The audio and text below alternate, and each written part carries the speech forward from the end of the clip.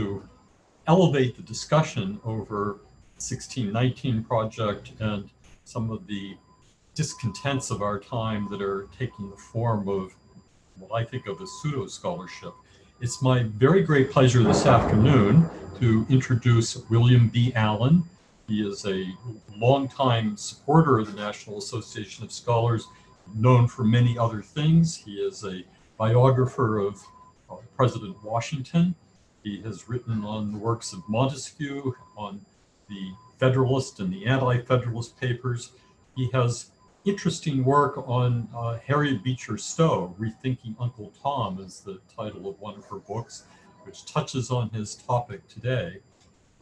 Professor Allen is a professor of political philosophy at Michigan State University. He's been hanging out most recently, I believe, as the visiting scholar at the Center for the Study of Western Civilization at the University of Colorado. His academic pursuits have taken him in many places in the country. He began his academic career with a bachelor's and a master's degree from Pepperdine University. His PhD is from Claremont. He was early in his academic career a professor at Harvey Mudd College. He's been a member of the National Council of the Humanities. He served on and chaired the U.S. Civil Rights Commission for a couple of years, executive director of the State Council on Higher Education in Virginia. The list of awards is quite long. The areas of interest that he brings to today's discussion are American government, jurisprudence, liberal education, precisely the things we're talking about. The title of his remarks today are Slavery and Liberation, Defying the Power of Legree's Ghosts. It is therefore with the greatest of pleasure that I welcome Professor Allen. Thank you very much, Dr. Wood, and greetings to all out there in virtual land. I'm happy to be able to spend these few moments with you talking about such an important theme, a theme whose importance was dramatically underscored just yesterday as President Trump celebrated Constitution Day by inaugurating a 1776 commission, a commission which will doubtless do very fine work in recovering, as we might say, from the shock of the 1619 project. And if you want to know what it would take to recover from that shock, I can recommend nothing to you more strenuously than I would recommend Dr. Wood's new book, which does an incredible job of setting forth for us the whole comprehensive picture of what the implications of that work are for all of us. As I read through that manuscript, I was almost overcome with the thoroughness of the job that he has performed, while all the time not at all pretending to be setting forth in a specialized way the kind of analytical criticism which we expect from our historians of the period, but rather forcing us to see the full cultural implications of this movement. And that's, in a sense, what I want to talk about with you today. I want to bring to you some reflections precisely on this question of what's at stake in the wreckage, and I use the word quite deliberately, of the 1619 project. Perhaps some of you will certainly remember the scene in Uncle Tom's Cabin, where Cassie secretes herself in the attic of Simon Legree's home, there hidden from his view and manipulating some of the cracks in the wall and opening and closing windows and doors, creating that ghostly, eerie atmosphere that serves ultimately to terrify Legree. She uses the specter of the ghost for this superstitious mind in order to create an inhospitable environment there in his dwelling place that will ultimately provide for her the opportunity to flee from tyranny, that is slavery, into liberty. So creating for Legree the fear of ghosts was Cathy's way of escaping from that dwelling place. By contrast, what we can observe in the 1619 project, and indeed in critical race theory altogether, is a similar creation of ghosts, creating ghosts that settled around the whole question of the settlement and founding of the United States, and using that context to blast chill winds through the entire cultural, social, and political structure, sufficient to terrorize, presumably, those of us who dwell in this national dwelling place into a kind of impotent quiescence in the face of the decay around us. Now, they do this, unlike Cassie, not because they intend to flee from tyranny into liberty, but because they intend to flee from liberty into tyranny, into slavery. And so I have posed for our theme today precisely to talk about what this means, this slavery or liberation.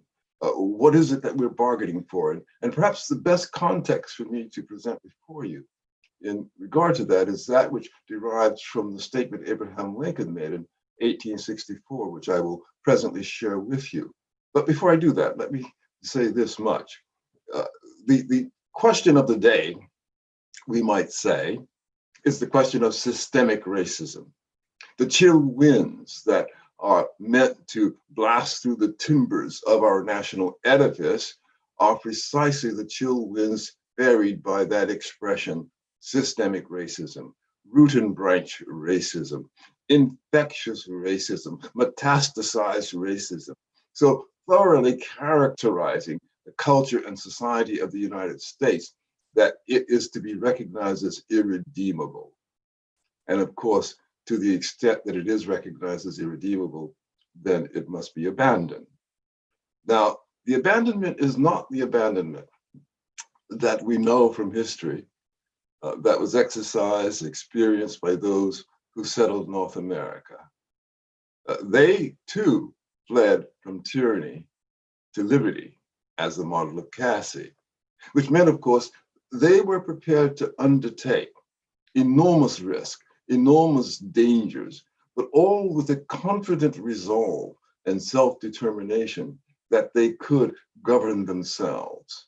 When they formulated, for example, the Mayflower Compact, they did so in quite conscious realization of the burden they were taking on their shoulders, namely the burden to reflect exactly what the power of self-government might be.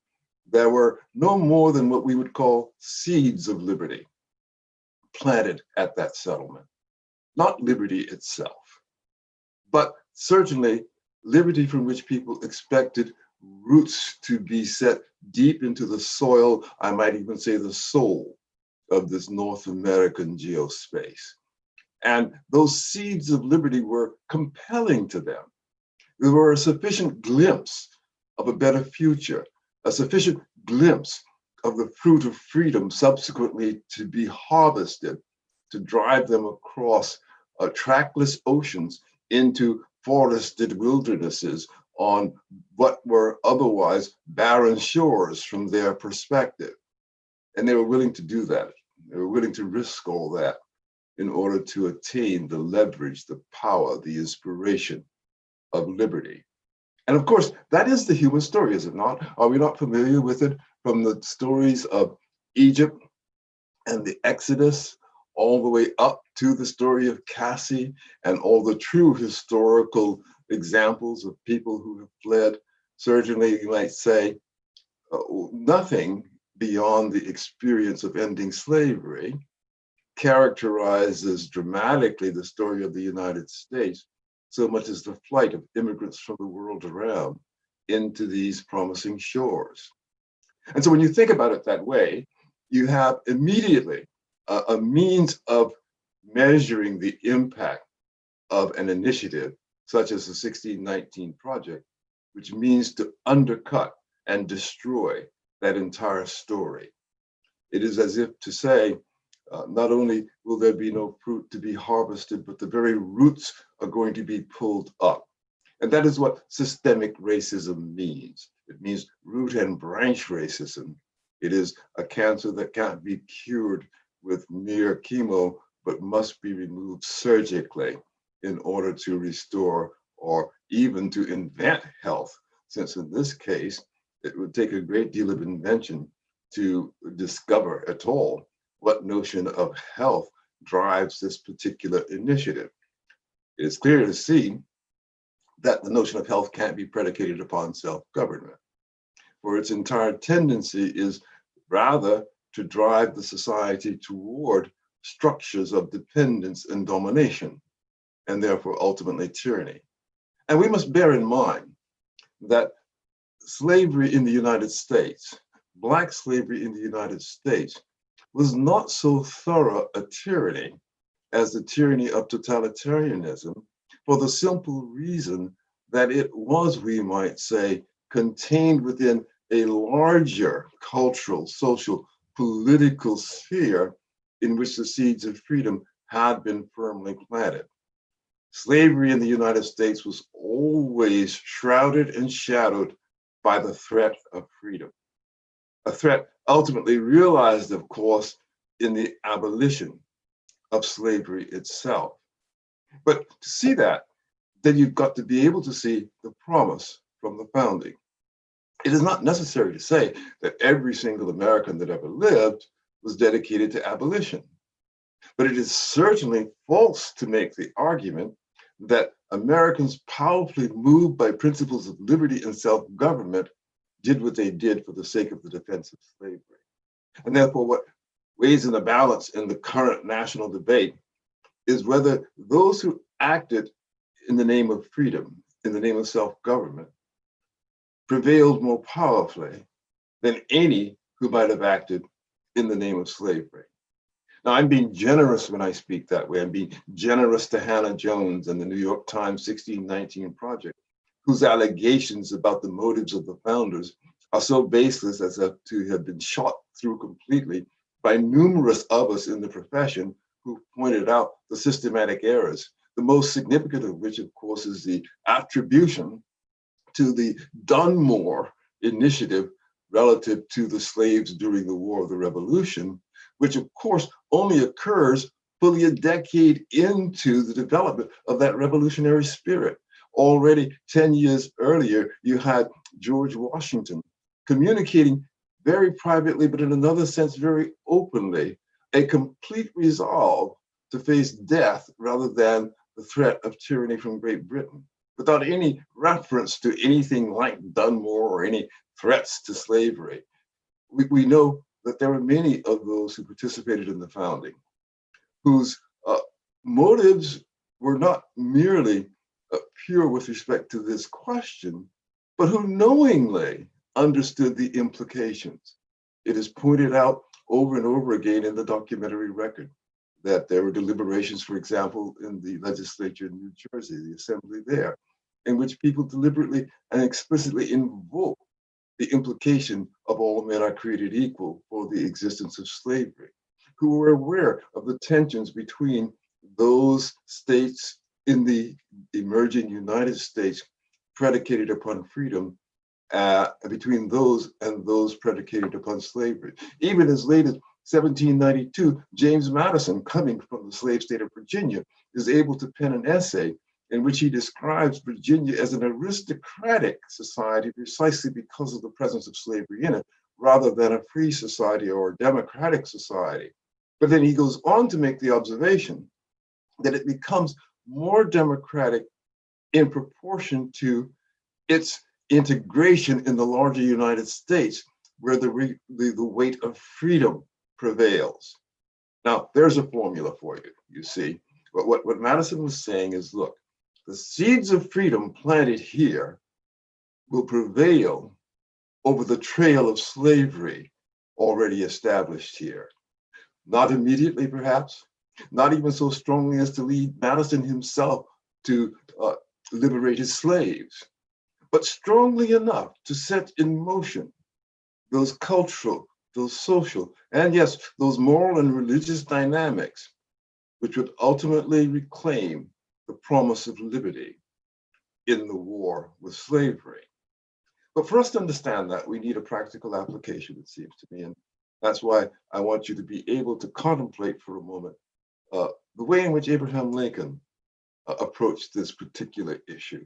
And so I'm going to ask you to look with me at what Lincoln had to say, except I'm trying to share my screen and I can't tell if I am, and I would ask the host to intervene and let me know whether in fact it's shared or did I do something wrong. Yes, it is sharing.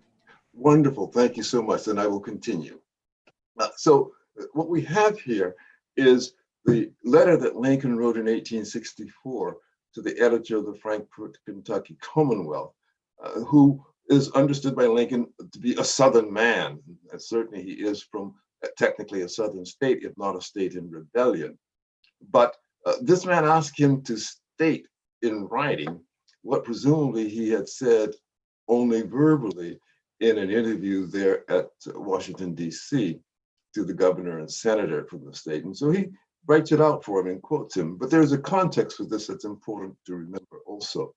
He had recently had, not so recently as that, but recently enough, because this is referring back to it in a way indirectly, a session at the White House with Black people who were coming to visit with him and before whom he had placed the proposition of free emigration elsewhere to resolve the tensions and problems in our national life. And of course, as that was both reported at the time and oftenly abused since then, and particularly in Hannah Jones's supposed scholarship, it was seen as Lincoln expressing racism, Lincoln expressing his indisposition towards Black people in general, that the fact that he would dare to ask them to leave the United States. But I remind you of what I said a few moments ago. What is the human history with respect to slavery or tyranny and liberty? I.e., it is the history of people having self-respect sufficient to turn their backs to tyranny, turn their backs to slavery, to confront dangers, to confront grave risk, to go without guarantees, without assurance into an open world with the clear conviction that they could make their way. And when Lincoln places this prospect of colonization elsewhere or emigration without respect to the question of colonization, he's in fact addressing these Black citizens with that high degree of respect which he would have held for those original settlers in North America. He was assimilating them to the same level of moral performance, the same level of conviction and righteous determination, so that rather than insulting them and being offensive, he was actually elevating the expectation. But he does this in a context, and that context is what this letter is going to force us to examine for a moment, and then I'll wrap up. But what was that context? The context is Lincoln was not able to say with confidence that the society, the culture in the United States would ever embrace the full integration of freed slaves. Because we knew from the moment in 1808 that the foreign slave trade had been interdicted, had been prohibited by law, there immediately surged to the forefront the question of race.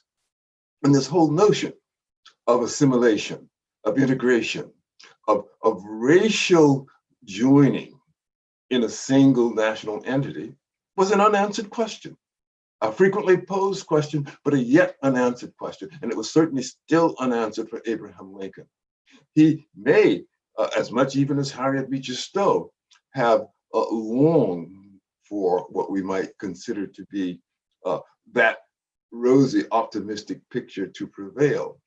And there's no reason we shouldn't think that that is true of Lincoln. We know that even through the marriage of his Kentucky-bred wife, that there was one of the members of the family who was named after Lyman Beecher.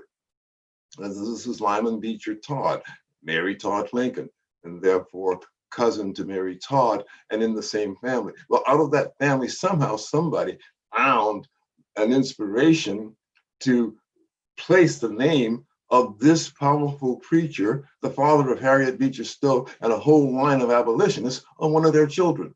So it is not beyond the realm of possibility that that influence was also present in Abraham Lincoln himself. Not that he necessarily derived it from Mary Todd, but that he was closely allied with it. So we can dispense with all the vain speculations about Lincoln's attitude. We have enough in his own domestic context to believe his professions about what he thought on the question of slavery, even as that affects the question ultimately of integration. But when one thinks that it would be a good thing to bring a society together in a general assimilation, that is not enough to say that one also has confidence that it can be accomplished. For the Lincoln who arrived at his professional and political maturity in Illinois, illustrated through the Lincoln-Douglas debate how sensitive he was to the deep prejudices of the society of the day, and that he might have been able to imagine, as it is certainly clear that both Thomas Jefferson and James Madison imagined, that the society would never overcome those prejudices, as it was clear that Alexis de Tocqueville even imagined that the society would never overcome those prejudices. It is then therefore reasonable, very reasonable indeed, to conceive that he would have been hesitant to affirm with certainty that the fruits of liberty could be harvested by Black people in the United States, even when he still was willing to predicate the future of the United States upon the harvesting of the fruits of liberty by the settlers who originally settled it, and even the more recent but more congenial from a social perspective, immigrants from Europe who became a part of it. So this letter then enables us to begin to think through why it is one can deliberate this question of the place in the United States of Black people from a point of view that recognizes realistically the difficulty of establishing that place without at the same time embracing a defense of slavery, a defense of racism. And since the entire argument for systemic racism is predicated upon a collapsing that distinction and denying the possibility of seeing both sides of that picture, then what Lincoln is going to do, using the wonderful paralogisms of which he is so very much the proficient practitioner of, we will see why it's necessary to see both sides of that, and at the same time see the commitment to trying to realize the best possible result of that, what he called, of course, at Gettysburg, the new birth of freedom. Thus, let's dive into that letter. He says, you asked me to put this in writing, so here it is. I am naturally anti-slavery. If slavery is not wrong, nothing is wrong. I cannot remember when I did not so think and feel. And yet I have never understood that the presidency conferred upon me an unrestricted right to act officially upon this judgment and feeling. It was in the oath I took that I would, to the best of my ability, preserve, protect, and defend the Constitution of the United States. I could not take the office without taking the oath, nor was it my view that I might take an oath to get power and break the oath in using the power. I understood too that in ordinary civil administration, this oath even forbade me to practically indulge my primary abstract judgment on the moral question of slavery. I had publicly declared this many times and in many ways, and I aver that to this day, I have done no official act in mere deference to my abstract judgment and feeling on slavery. Now that's, of course, the critical passage in terms of substantial meaning, whereas Lincoln is able to say, I believe slavery is wrong, but I do not necessarily have the power within this political context, the context of these institutions and laws, to do anything to institute that principle as a rule. Rather, there has to be a process, a deliberate cultural process, a process of formulating public opinion, of having general deliberation, not just private opinion, that would determine the outcome of that question. Thus, what Lincoln is saying is that he had to prosecute the war, constantly balancing, oscillating even, if you will, between those measures which would be in harmony with abstract principle and those measures which would be in harmony with preserving the constitutional order, ultimately, therefore, implying also the cultural and social order in the United States. So he's asked the question, was it possible to lose the nation and yet preserve the Constitution? By general law, life and limb must be protected, yet often a limb must be amputated to save a life. But a life is never wisely given to save a limb. And there you see underscored the response to the 1619 Project, because it wants to eliminate the life for the sake of an injured limb from this perspective. It wants completely to destroy what has been established in the United States, in the hope, of course, of raising up some new structure. But that means starting with new seeds that put down new roots, that produce different institutions, and a yet unarticulated fruit. Lincoln is not so sanguine as all that. So he says he's considered the measures before him in the following light. I felt that measures otherwise unconstitutional might become lawful by becoming indispensable to the preservation of the Constitution through the preservation of the nation. Interpretation. The first principle for the defense of liberty is the preservation of the nation established upon the seeds of liberty, where the roots have already been struck into the soil of the nation. He says, right or wrong, I assume this ground and now avow it. I could not feel that to the best of my ability, I had even tried to preserve the Constitution, if to save slavery or any minor matter, I should permit the wreck of the government, country, and Constitution altogether. So that Lincoln understood that what was at stake in this entire process was always a deliberate and prudent judgment about where the greater weight of possibility lay with regard to the ultimate outcome of liberty. And that meant moving back and forth between the wrongfulness of slavery and the appropriateness of the institutional structures to deal with that wrongfulness. And that was always an open question whether the system were too imperfect to be able to accomplish that. But remember, the level of imperfection at this point, from Lincoln's point of view, is an imperfection not of the systemic variety that the present day critics, our time, that is to say, when I speak of present day, critics would affirm. For Lincoln is now setting forth the argument that says there is something systemic in the United States, and it is freedom. What is organic is the commitment to freedom. And the whole idea of systemic racism is precisely the antithesis of systemic freedom. As you might say, bone of the bone and flesh of the flesh. And that's the alternative. Either we say slavery is bone of the bone and flesh of the flesh, or we say freedom is bone of the bone and flesh of the flesh. Lincoln understood it to be freedom, and the 1619 Project seeks to deny precisely that. Now, he goes on in this letter then to make clear how he's approaching this. He says, I dealt with the question of arming blacks. I'm not going to read all this. You can read through it. You have now the general sense, and I just want to bring you to the dynamic conclusion that I'm interested in. He says, when I came to believe the indispensable necessity for military emancipation and arming the blacks would come unless averted by that measure, they declined the proposition, and I was, in my best judgment, driven to the alternative of either surrendering the Union and with it the Constitution, or of laying strong hand upon the colored element. I chose the latter, and choosing it, I hope for greater gain than loss. But of this, I was not entirely confident. So Lincoln, in other words, tells us he made a prudential judgment. He chose what seemed to him the likelier course, but far from a certain course, so that he could understand the potential for confrontations of the sort de Tocqueville imagined between the races.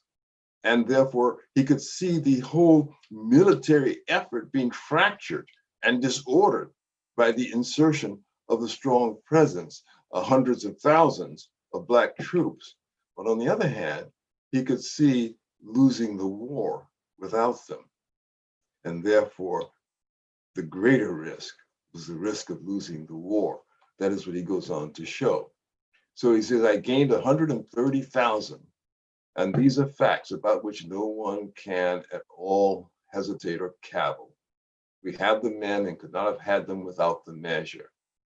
And now that any Union man who complains of the measure, you see, the point of Union man here is that that's where the whole test of assimilation is taking place. It's not in the South. The question of abolishing slavery is a straightforward question. But the question of integrating Illinois, Indiana, Ohio, Michigan, and the rest of the North is a very different question. And so let any Union man who complains of the measure test himself by writing down in one line that he is for subduing the rebellion by force of arms, and in the next, that he's for taking these 130,000 men from the Union side and placing them where they would be but for the measure he condemns. If he cannot face his case so stated, it is only because he cannot face the truth. And so that includes his written record of what he had reported. But then he wants to add something, which I think is extremely important to us. So he says, I add a word which was not in the verbal conversation. In telling this tale, I attempt no compliment to my own sagacity. I claim not to have controlled events, but confess plainly that events have controlled me. Now, at the end of 3 years' struggle, the nation's condition is not what either party or any man devised or expected. God alone can claim it. Whither it is tending seems plain. If God now wills the removal of a great wrong and wills also that we of the North, as well as you of the South, shall pay fairly for our complicity in that wrong, impartial history will find therein new cause to attest and review the justice and goodness of God. Now you will clearly hear there, of course, the echoes of the second inaugural address. And you will recognize Lincoln carrying forth that whole argument that starts from the premise that both sides pray to the same God, but the judgment rests with God, not with either side. So that Lincoln's modest or humble presentation of his posture relative to the demanding moral judgments of the circumstances is precisely the kind of response to the claims made in the 1619 project that completely blasts the arguments of that project. In fact, since Hannah Jones has specifically described Lincoln as racist in the terms that are directly addressed by Lincoln in this letter, I sent last January the copy of this letter to the editor at the New York Times. And I wrote but a single statement. I did not give any interpretive commentary. I simply said to him, since you have raised a question about this very proposition relative to Lincoln, wouldn't you consider it fair to have Lincoln speak for himself? Here's how he answered the question you have posed. Will you not publish it? That's all I said. I never heard back from that editor. And that editor never published Lincoln's response. Now, what does that convey? What is its significance? Its significance is that the 1619 project is not interested in the deliberations that Lincoln was engaged in. That project is not interested in trying to rehabilitate the seeds of freedom from the founding and trying to nurture into full blossom the tree that would have grown from those seeds, such that the promised fruit could be harvested. It is interested only in uprooting, only in destroying that originally formulated and articulated hope of freedom, forcing us, therefore, to ask the question, what hopes does it replace the original hopes with? And you see, then, the question is not how to escape from slavery. The question is whether liberation will be at all possible, whether liberty will be at all possible. For those who reject the choice between slavery and liberty as a real moral choice around which deliberative efforts have been shaped, leading to precise historical outcomes in the political, moral, and social struggles of the nation's life, when they reject that story of our past, they're clearly rejecting that tension between liberty and slavery. And they are suggesting that even if we reject slavery as a model, the model with which they replace it is not necessarily the model of liberty, and probably not at all the model of liberty. Now, here's the way to conceive of this. As I said earlier, Black slavery was a subset of American political, cultural, and social life. One can, therefore, talk strenuously about the evil of Black slavery without embracing the promise of liberty. It's easily enough done if one simply universalizes slavery for the whole society. At that case, there's no longer a subset. There's no one at a specific disadvantage other than everyone relative to the tyrant himself or herself. And that, of course, is the promise I see being offered by critical race theory, the 1619 Project, all these invasions of the educational curriculum, all these attempts to reformulate our common understanding of who we are. It's not merely a question of disabling us as individuals, rendering us impotent and destroying the sense of agency.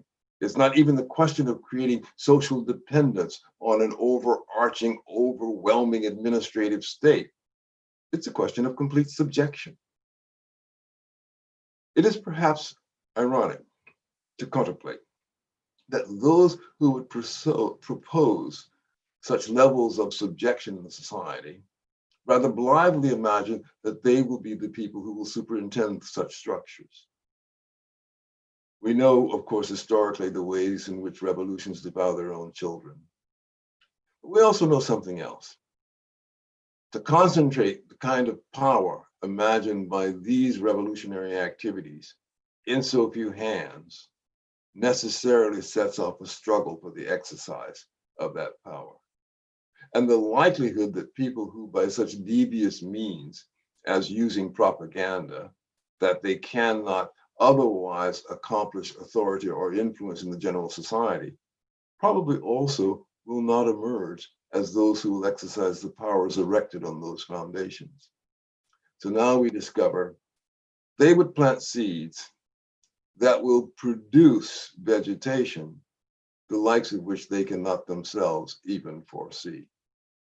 And our alternative is to live in unknown forests with unknown vegetation, with perhaps latent dangers and poisons to which we are unaccustomed and without antibody, for the known promise of freedom, for the known structures of liberty, for the known towering trees that can establish themselves so securely that they can last for centuries.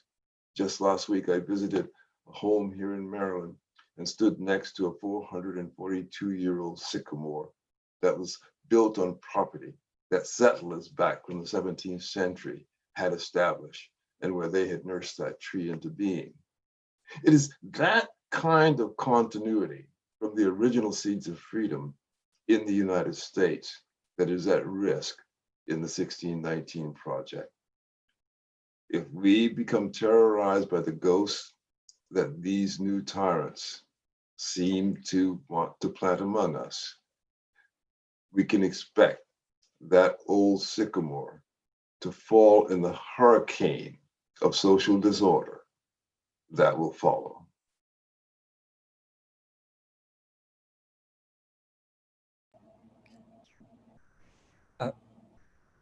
Thank you so much. Yes.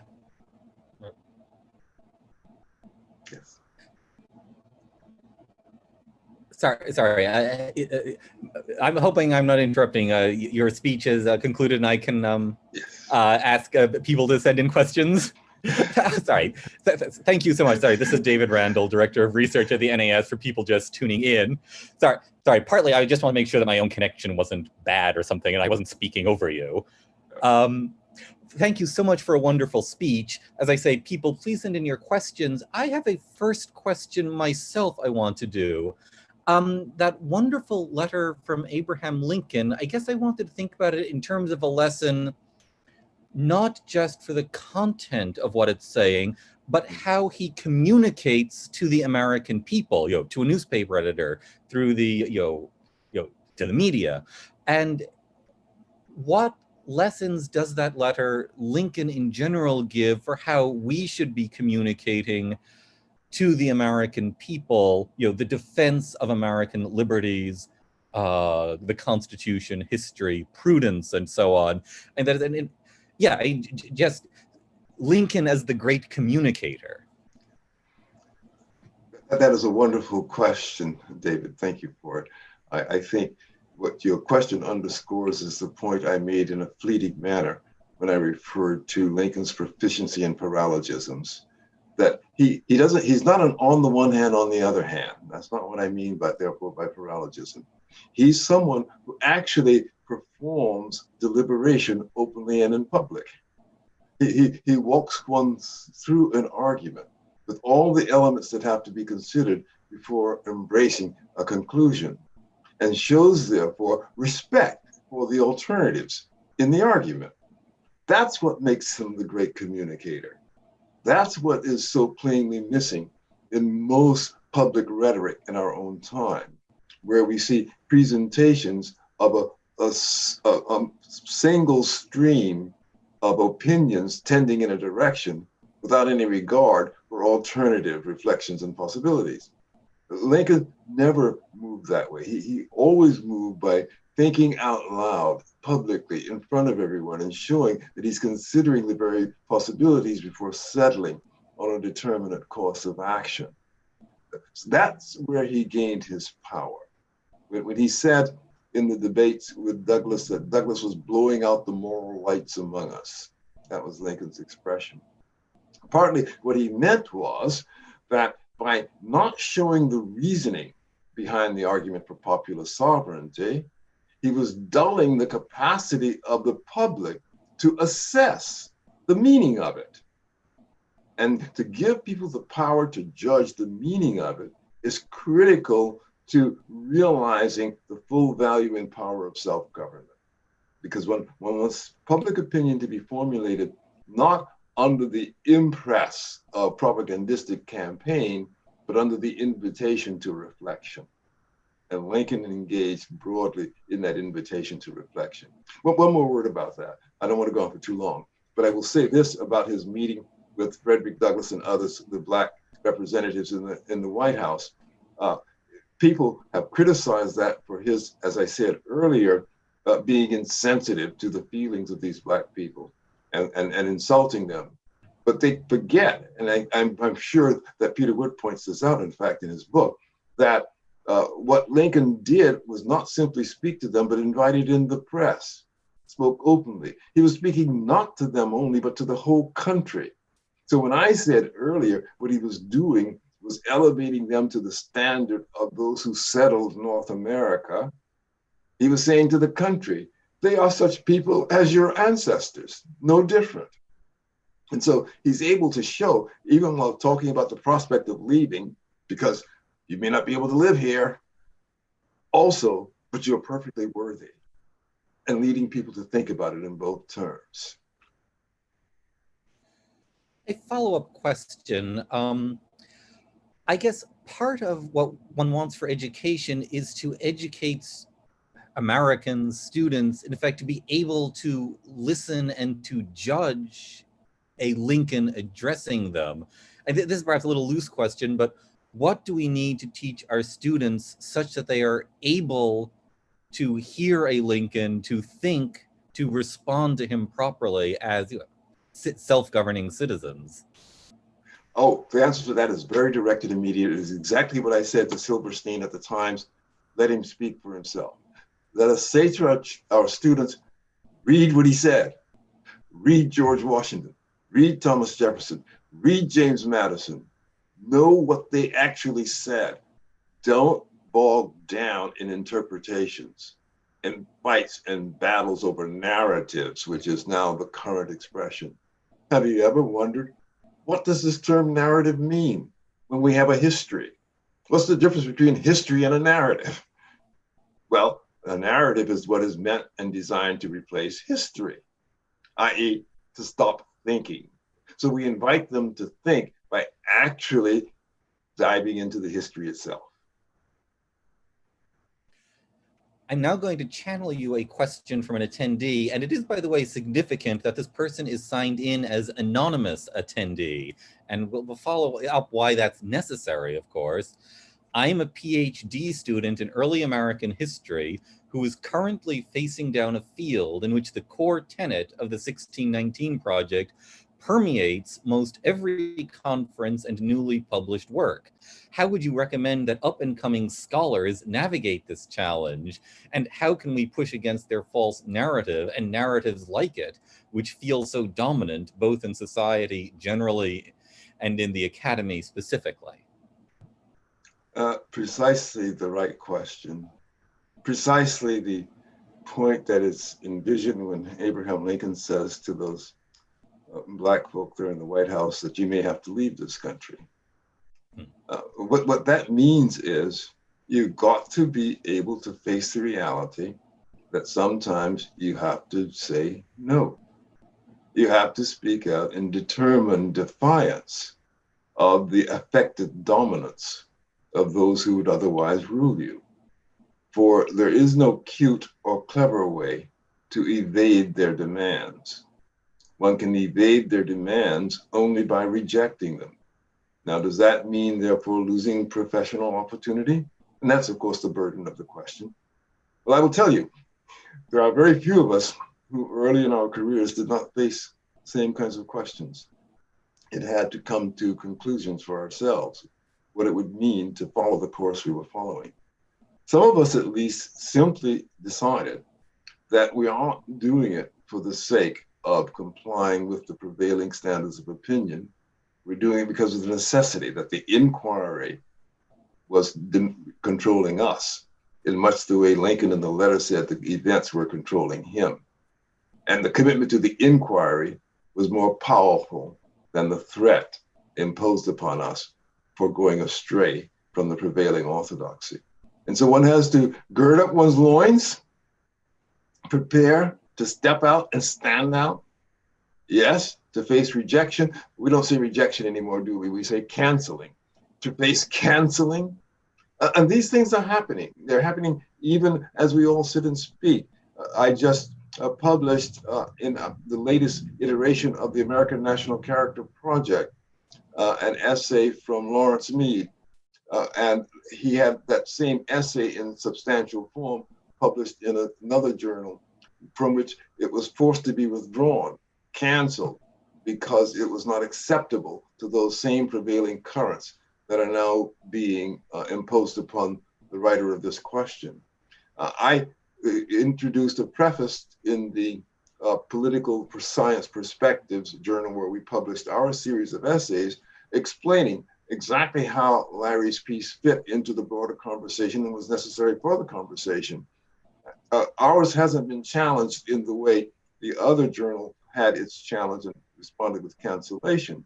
But we nevertheless made that affirmation because we saw the context was one in which it was important to stand up and say no, to defy the dominance of prevailing orthodoxy.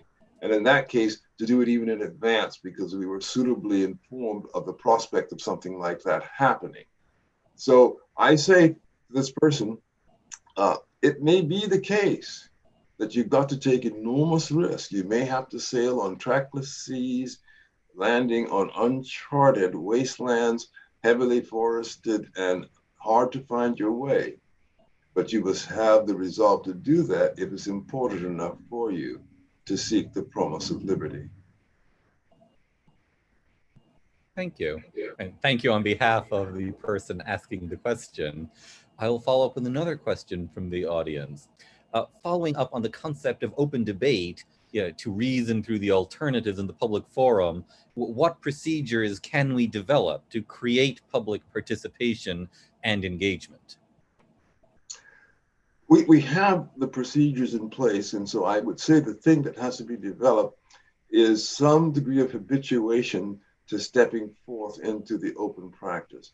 I will remind you, you don't need reminding, but I will say it anyway, of the early years of NAS. That's what NAS was all about. That's how it began, right? We looked around and we said, this is a dreary, or una selva oscura, I might say. We're wandering lost in a dark forest here.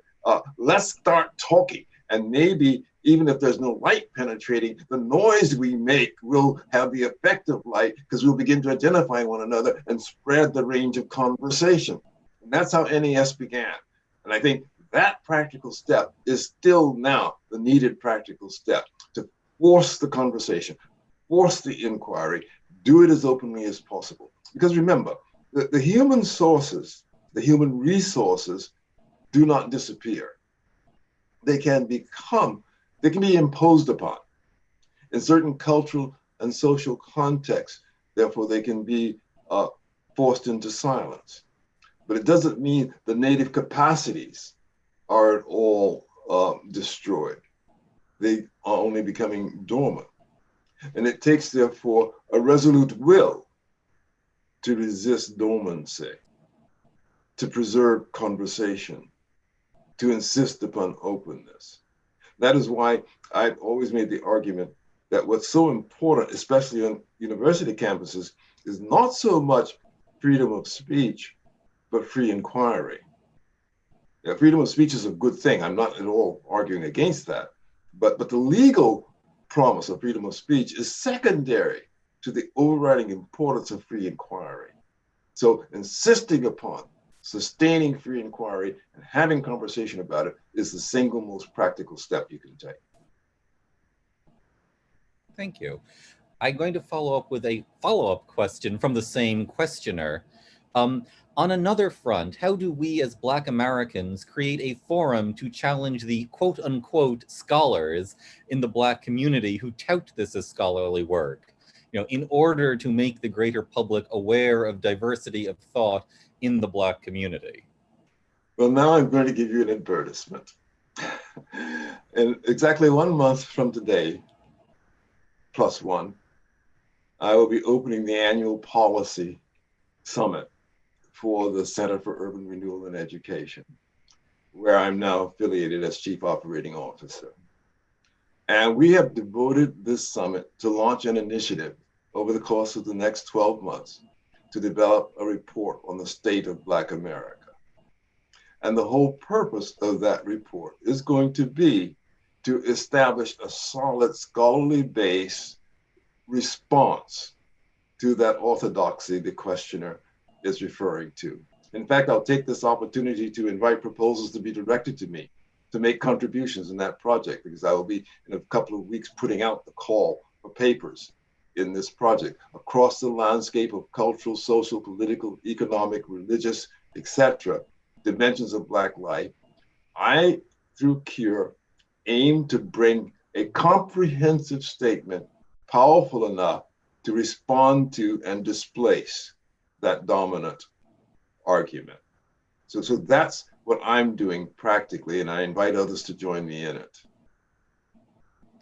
Thank you. I will also do an advertisement for, well, they're not NAS, but they're fellow fighters in the, against the 1619 Project, 1776 Unites, founded by Yes. Robert Woodson. Yes. They're doing yeoman work. They've just issued a new curriculum, at the beginning, the first of several curriculum unit plans, precisely to combat, Yes. to provide a replacement to the 1619 Project curriculum. So I'll just do the advertisement shout out for them too. And then go on to the next question on our list.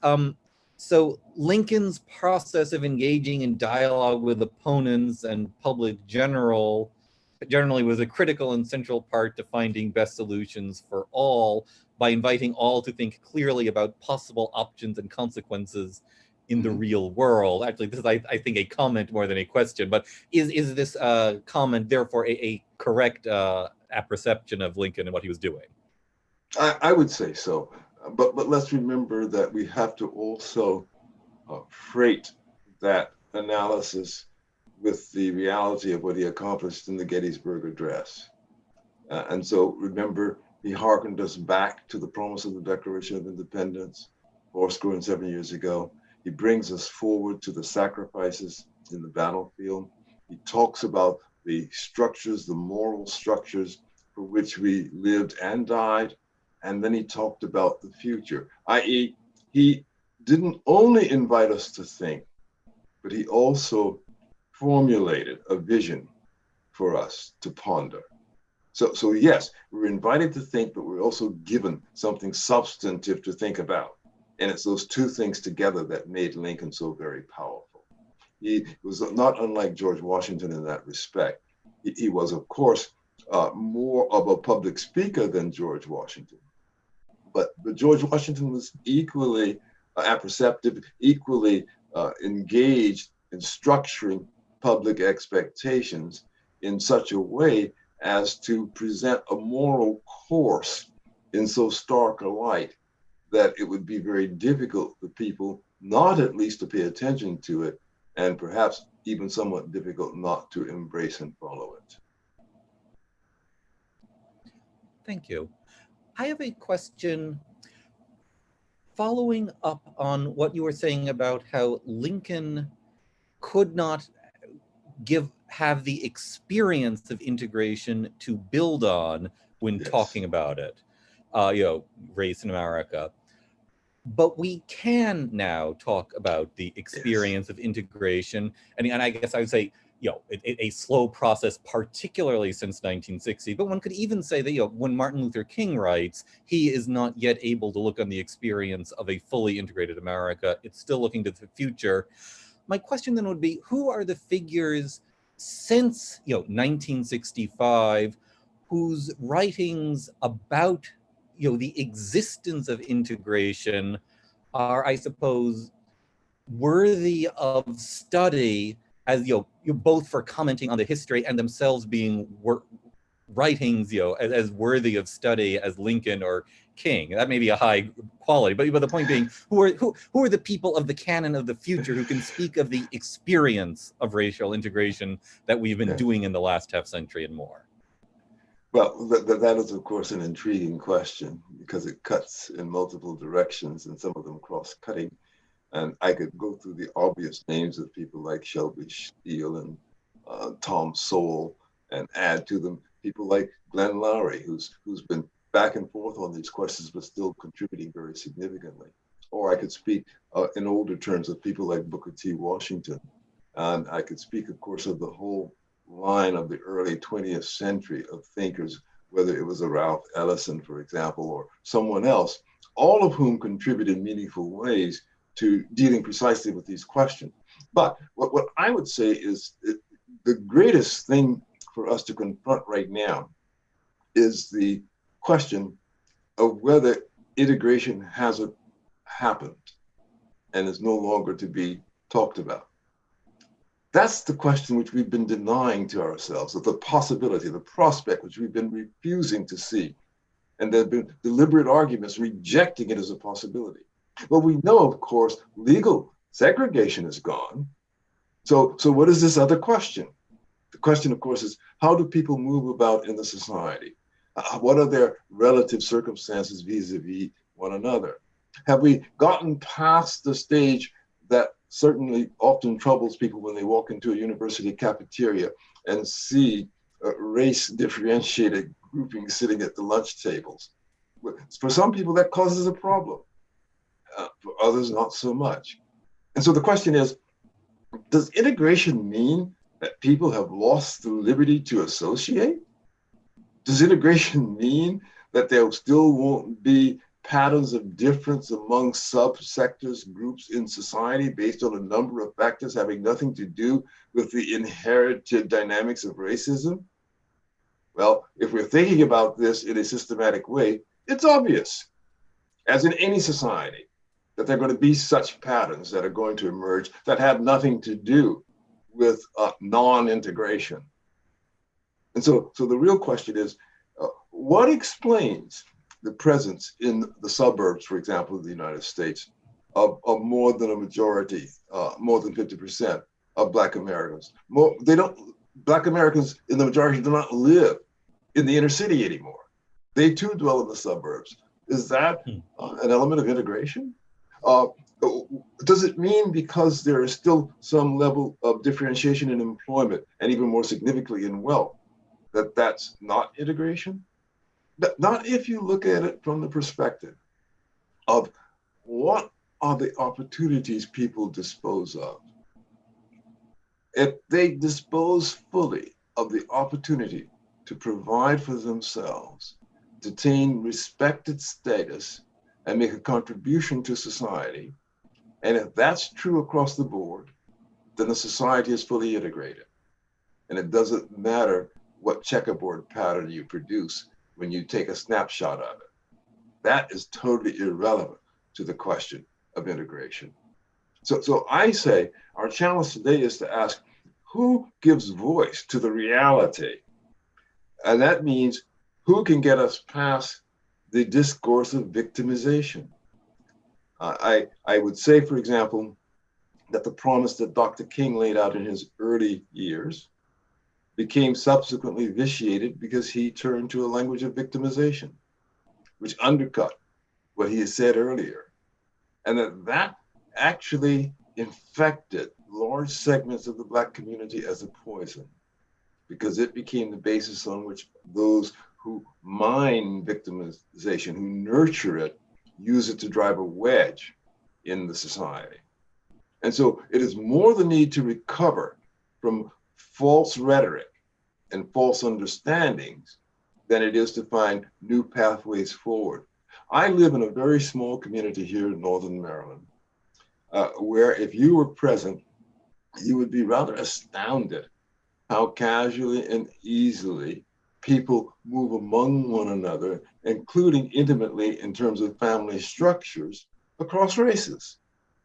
And it's not something, if you listen only to the rhetoric, you would expect to see. And then if I told you that this is happening increasingly throughout especially the southern United States, you'd be more alarmed. You'd say, how can that be? Nobody talks that way. Well, part of the reason is a simple one. It's happening mainly among lower classes. And there is the real irony of the circumstances. The lowest classes in the United States are rapidly integrating, intermarrying, changing the face of the United States. Nothing is more true today than, in fact, that it is an absolute lie that America is going to become a nation with a majority of minorities. Why? Because you can't change chemistry. We understand the relationship of solvents and solutes, and we know what the solution is going to look like. It's not going to become darker.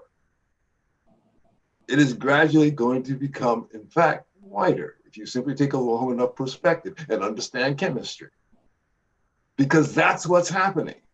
So we have lots of false narratives which are distorting our ability to appraise what is actually happening among us.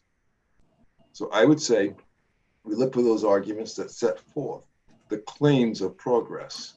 That's where we want to identify them, rather than those who dwell upon the lingering legacies.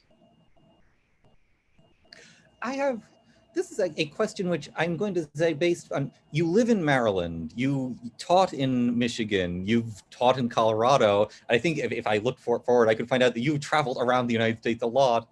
Yes. How much does this all change region by region? I mean, we keep on talking about America as if it had all the regions had blended together, and geographical state diversity had all gone. I mean, is that actually true? Is there, how should I put this? Do we have anything to learn by getting out of one state and moving to another and seeing what it's like and how it changes state by state? Well, that's interesting you would say that, of course, because I mentioned Larry Mead earlier, and his work is about cultural diversity. And so he sees some fixity there. I had another participant in this American National Character Project named Colin Woodard. And his argument is the one that you're now making, that there isn't really one America. There are these several regional Americas, and they're quite distinct, and they're not, in fact, integrated. I think, certainly I can attribute part of this to the fact that I've been just about everywhere in some substantial form. There's not a state in the Union where I have not spent considerable time. But it is also the case that one can look about and measure mobility and see the extent to which there isn't the kind of fixity these rigid cultural arguments call for. It is the case that there is one United States, not just a collection of regionally distinct cultural entities. However, that there are regional colors I would certainly say it's true. When I go back to my birth state of Florida, I see the regional color. I know the difference, but guess what? There are more non-Floridians living in Florida than there are Floridians because of the movement back and forth. And these non-Floridians show the regional color. It's the strangest thing. So you can say, yes, of course, there are going to be these multiple patterns of civil and social life across all the regions, but they are no longer fixed. They are very fluid. They are interpenetrating. And because they're interpenetrating, they constitute one rather than many. Thank you. Having asked you a few questions, I'm going to go back to another question from the audience. Do you see the assault on Lincoln as a linchpin of the 1619 Project's, broader assault on, the American past and ideals? Indeed, I do. The original review of the 1619 Project that I published with the Law and Liberty blog identified what the Times was doing in the spirit of what it did in the early 1850s when the Times was first founded. And that's when it criticized Harriet Beecher Stowe, who had traveled to England in an anti-slavery crusade, for displaying her country's shame abroad. And they made that attack on Stowe as part of a tacit alliance with the whole positive good school. And so I describe them now as returning to the positive good school. And we can see that the attack on Lincoln in critical race theory, in the 1619 Project, is part and parcel of the Randall historical revisionism, which included the attack on Lincoln in the 1920s and included the unreconstructed Southerners who talk of Lincoln the tyrant. Now, they seem to be coming from different perspectives if you talk of mere politics, but they all embrace ultimately the Calhounian argument that the Declaration of Independence is a self-evident lie. They all stand on that ground, and therefore they cannot distinguish themselves one from the other. The Times is simply a modern day John C. Calhoun. The critical race theory is simply modern day Alexander Stephens. It goes on and on. There's not an inch of difference, an inch of daylight between them in that regard. Their arguments are all mined from the same source. Thank you. I should say, the old Professor Randall, he's not a relation of mine, but I've always wanted to read him simply because we share a last name. So anyway, that would be fun.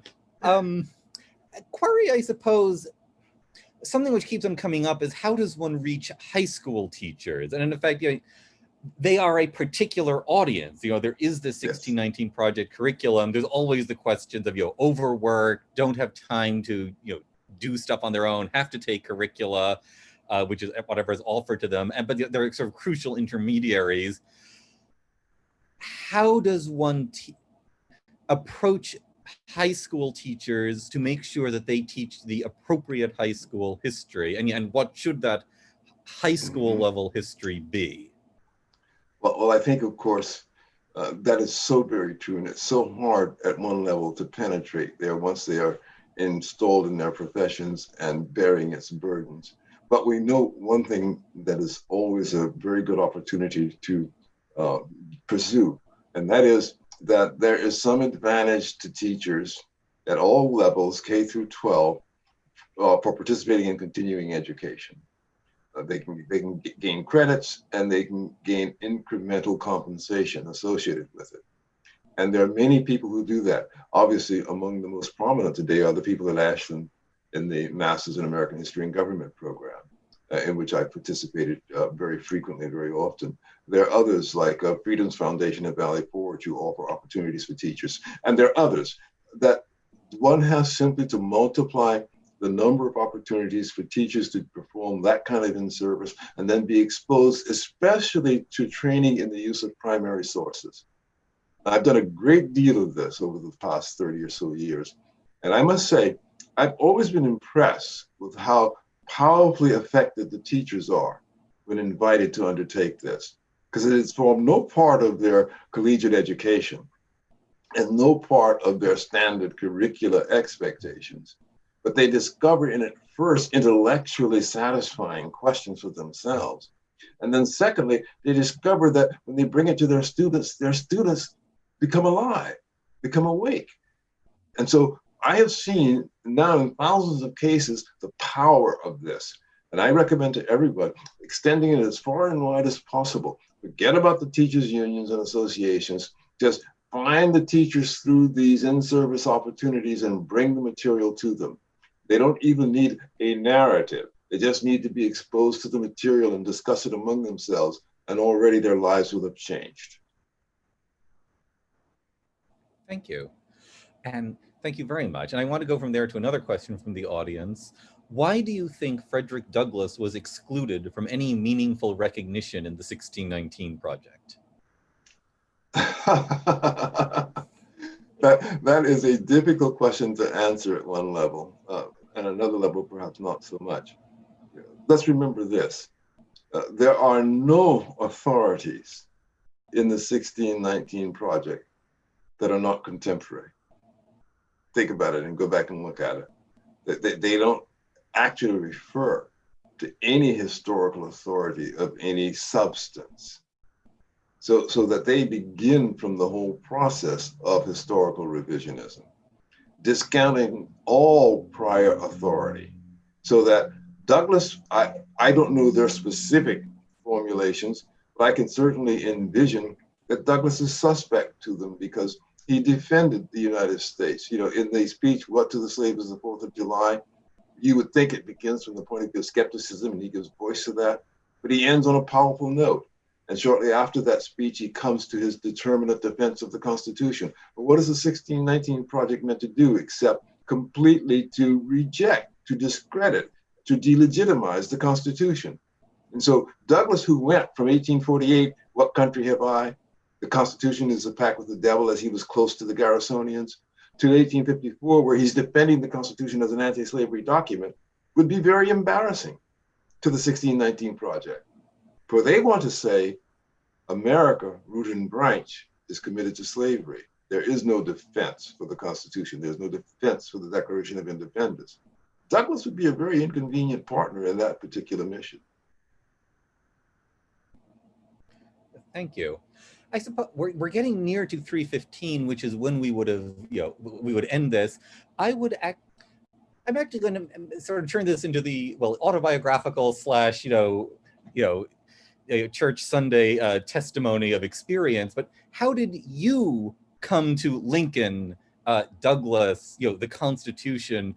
I mean, you came to where you are now as a student, as an American growing up. Could you maybe talk a little bit about that? Because I think that would be useful for people, wonderful for people to get, so that they can tell that to other people, younger Americans, so they can know how they too can come to these figures.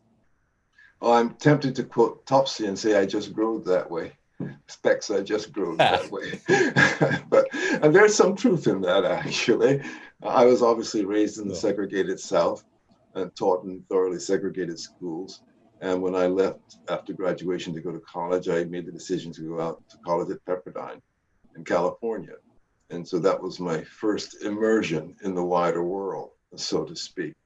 But I had to make that decision against a background, because remember, this was at the beginning of the 1960s, and so the civil rights movement had just sprung into existence, and there were demands for change all across the place. And I was initially admitted to the University of Florida at Gainesville, where I would have been integrating the University of Florida at Gainesville. And I chose to go to the small college in California instead. So that you might say from the beginning, I was less moved by kind of the social projects than reflecting upon what were the essential elements in building the talents that God had given me. And I was a devout Christian, and Pepperdine was a religious school. And I was simply, and I also had a brother in Los Angeles who could help me afford it. And so it became a no-brainer for me to say, that's where I'm going to go. But I also went there with certain dispositions, socially and politically, such that in my early years, I became a political activist. I was a Goldwater, a campaigner back in the '64 campaign. And so expose myself to the necessity of thinking about questions of politics and questions of the human good outside of the classroom. And the two began to interact in a powerful way, sufficiently that I came to realize by the time I approached graduation from college, that it meant everything to me to be able to pursue some good. And I had gone to college as a pre-med student thinking that that's how I would serve. I lost the interest in that having a lot to do with the fact that I did not find myself in the profession surrounded by people who seemed to embrace that mission for those reasons that I was embracing it. Because I really cared about finding out how to make a contribution, how to do something good.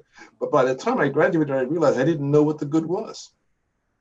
And I came across, quite by accident, someone by the name of Harry Jaffa, when I was invited to appear on a platform at I think the original Philadelphia Society meeting in San Francisco, actually, debating the New Left. And I had already been an activist by then, so I was asked to make a presentation.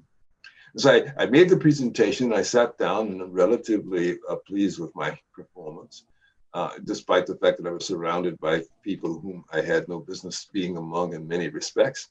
And then Harry Jaffa was on the program. I didn't know him, hadn't read his works yet. I listened to him.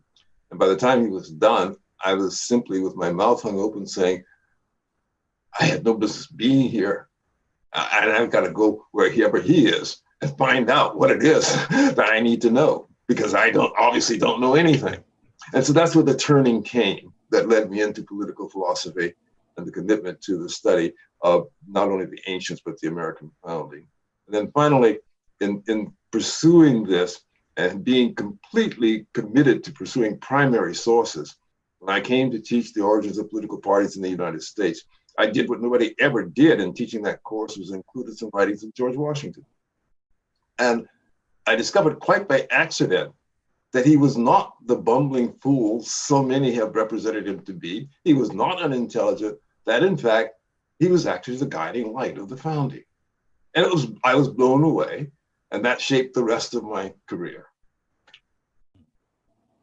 Thank you. Well, and I must say, we haven't actually talked about Washington all that much in the course of this conference, which I must say is, given that I actually helped plan this, is perhaps a fault of mine, but it's wonderful of you to mention, the father of our country, and I think I want to end your speech and this conference on the note that, let's go back and look at George Washington too, and first and foremost. So thank you very much for that, for everything, for the speech. And Peter, I don't know if you want to come on to say a word or so as well. And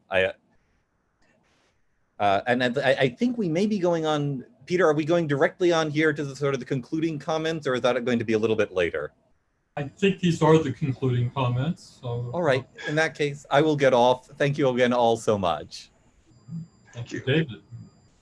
David did a wonderful job with the question period, far better than I would have done. Well, thank you, Professor Allen. I think that was a high point for me of this whole conference. I really enjoy your flair, your literary knowledge, your historical depth, all wrapped together into one. Chuck, you're up as our speaker for the ending of this conference. Well, what a wonderful honor it is to wrap up for Professor Allen, whom I had the distinct pleasure of meeting back in 1986 or so when he was running for the U.S. Senate Republican nomination in California with 12 other Republicans, including the economist Art Laffer and Eldridge Cleaver, the Black Panther a member who was a Republican running for the Senate back then, and Supervisor Mike Antonovich. It was quite an amazing cast of characters. And I had the opportunity to see Professor Allen give a speech. And I was like, wow, this is great. Too bad that people can't just be elected to high office based on what they know about the founding and based on acclamation. So in any event, it's also fun, of course, to hear the connection with Professor Harry Jaffa. I had the opportunity to have a bit of that connection as well when I went to Claremont McKenna College, and later had the opportunity to be a Lincoln Fellow. So many, many connections in our mutual past. So what a delight to see you again, though, sir. And what a powerful conference. I mean, think about it. You know, the 1619 project launches. You come up with the 1620 conference. And a couple of days after you launch, President Donald Trump issues his 1776 Commission Executive Order. I mean, who knew that the National Association of Scholars had that sort of clout to be able to see something like that happen while you were doing your conference?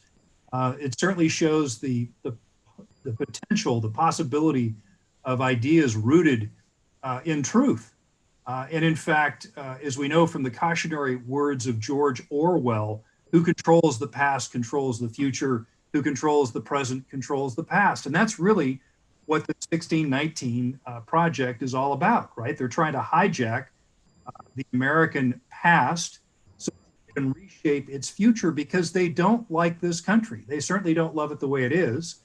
And they certainly don't love its founding premise, its founding principles. That's why the 1620 conference is so vitally important to be able to get this right. I'm certainly proud as an officer with the Texas Public Policy Foundation to have played a modest role in helping facilitate this conference. My name again is Chuck DeVore. I'm Vice President of National Initiatives with the Texas Public Policy Foundation in Austin, Texas. And again, congratulations to everyone who participated in this very important conference. Thank you so much for convening and for sharing your ideas. And till next time, let's see how much more progress that you can make in restoring the principles that this great nation was founded upon. I have a few final words. This conference has a very unusual form. We've strung it out over the course of an entire week, and I think many people have loyally come back to us day after day for one exciting talk after another.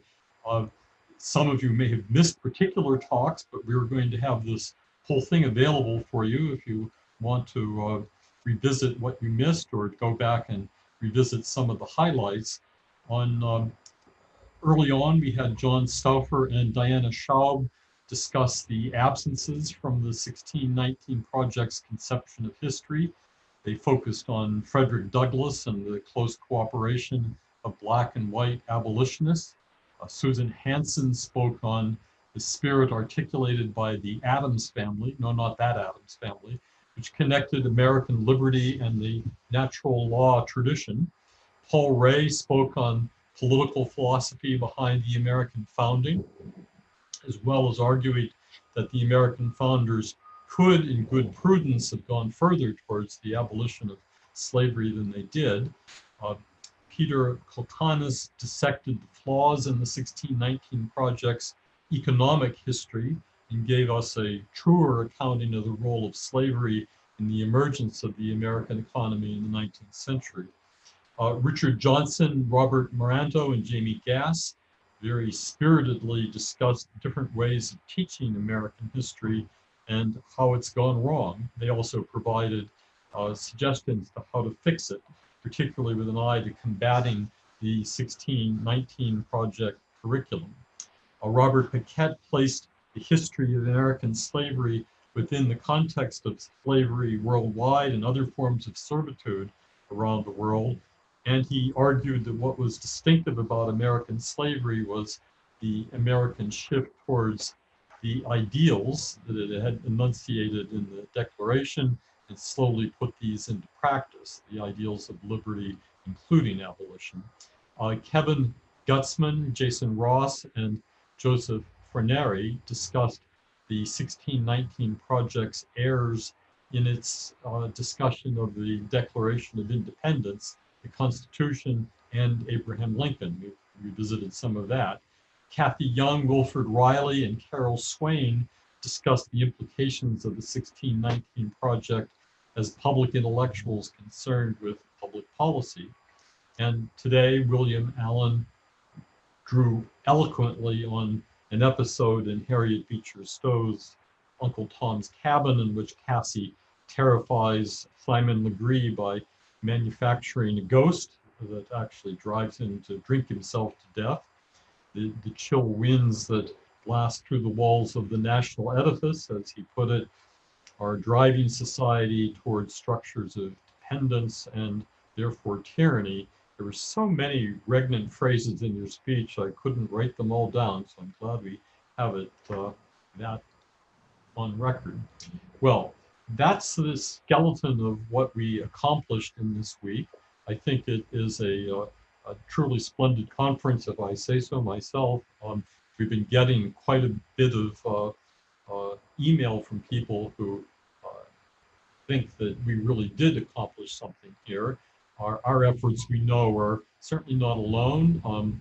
We're bolstered in confidence in seeing that President Trump has taken up the 1619 project as one of the present perils to the country, that the 1776 Unites folks have been pointing out an agenda of focusing on the more positive accomplishments of Blacks in American history. The Heritage Foundation and others have been focusing on ways in which a public can be stirred out of its complacency to take some active resistance to this propaganda that is leading us in a very illiberal direction and towards racial division rather than the natural unity that this country can and should enjoy. With that, I guess I will call the conference to a conclusion at this point and thank all of you for participating, whether as speakers or as viewers of this venture in making use of modern technology to get us all in one big room that isn't in one place. So with that, good afternoon.